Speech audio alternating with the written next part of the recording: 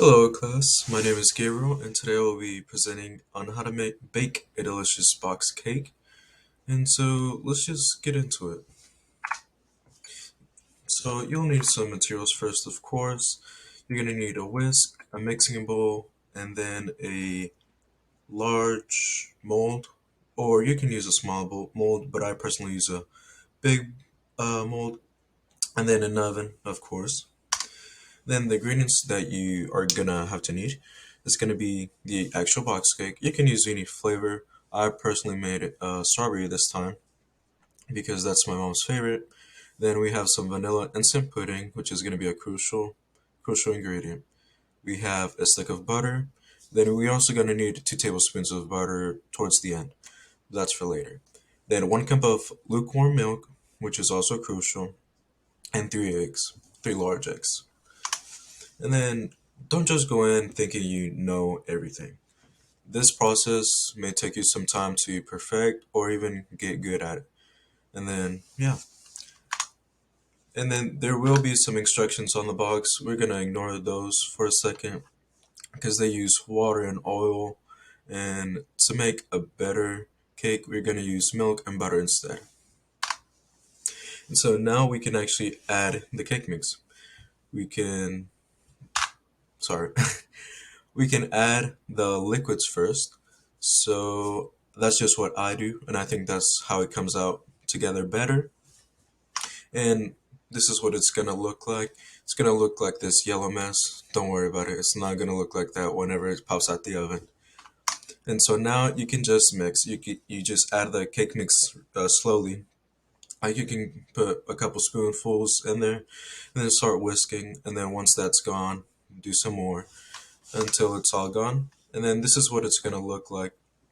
Now, after you mix the cake mix, stop right there and you need to put the oven to 350 so it preheats. And then you're going to add the instant pudding. The reason you want to do this is so the oven is already hot and the mix isn't like it doesn't rises because this instant pudding is going to make it really thick and really hard for you to make it into cake if you aren't quick. And so oven readiness. You need to get after you mix everything, including the pudding, you need to go ahead and melt 2 tablespoons of butter. You're gonna then butter up the mold, and then it should look something like this to the right. After all the cake mix has been added, all the butter has been added, that's what it's gonna look like. And so now you just have to wait to bake. You can pop that in there for 30 minutes. Sometimes it's not ready in 30 minutes. You can add it a little bit 5 minutes. It's up to you.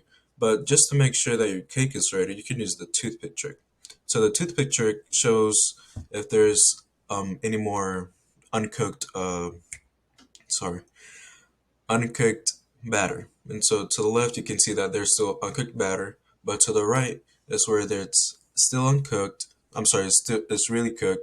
So there's nothing left on the toothpick. Maybe a little bit of crumbs if you try really hard to see. Now you can enjoy.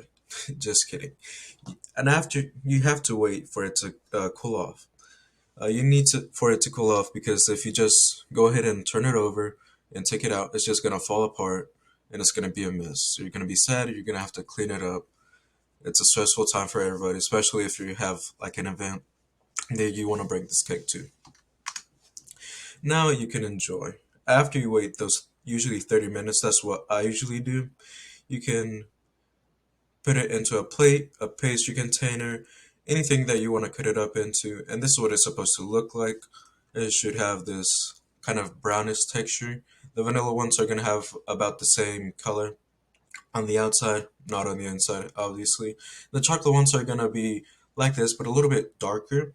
I don't know about any other flavors. I've only tried vanilla, strawberry, and chocolate. So there's that.